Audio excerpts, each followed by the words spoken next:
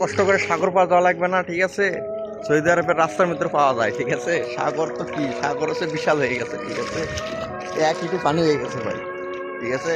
একদম দেখছেন কি অবস্থা, চারে ধার।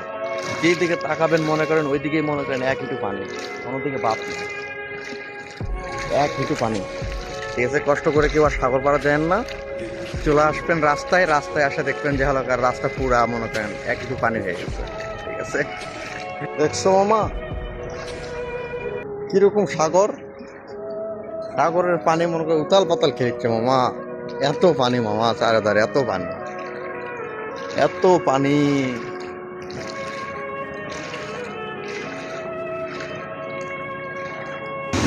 দেখছো মামা সাগরের ঢেউ দেখো কত অবস্থা আসে।